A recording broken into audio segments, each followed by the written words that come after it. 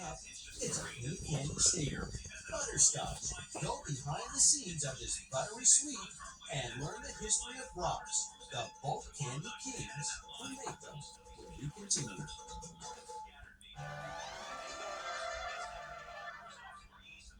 Welcome back. I'm Mark Summers. When we think of penny candy today, many people think of Brach's, the company that still sells their goods piece by piece. And they've been doing that since the early 1900s. And one of the most popular picks right here, Butterscotch. They're yellow, they're mellow, and they've been making mouths happy for almost a century. Butterscotch flavor has been around a long time. Basically, a butterscotch family that we've been making since the 1920s. Butterscotch is just one of the many penny candy classics Brach's has been making for nearly a century. The now giant candy company started small in 1904. That's when Chicago resident Emil Brach decided to try his luck selling sweets. Basically, what happened is, with their support of his wife and two sons, with a $1,000 investment, and formed what's called the Palace of Sweets.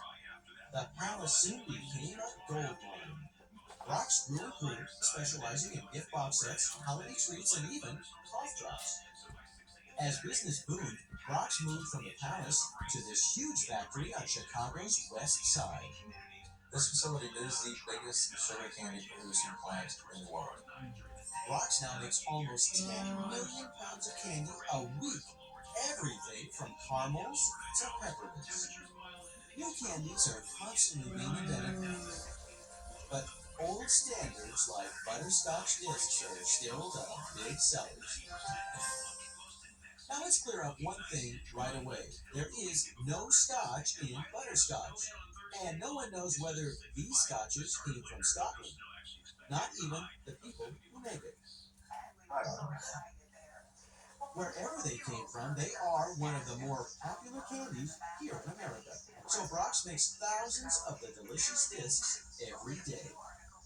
The butterscotch starts out the same as most other hard candies, a mix of sugar, corn syrup, and water heated up to almost 300 degrees.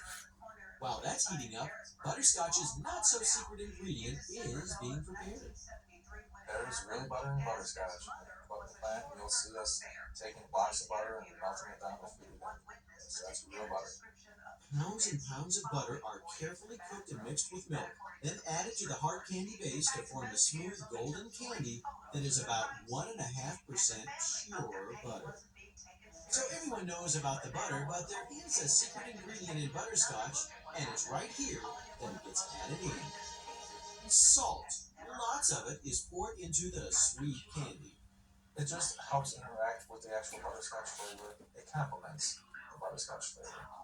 The sheets of buttery solid candy are gradually cooled down on a series of conveyor belts and pushed and pulled into a narrower shape.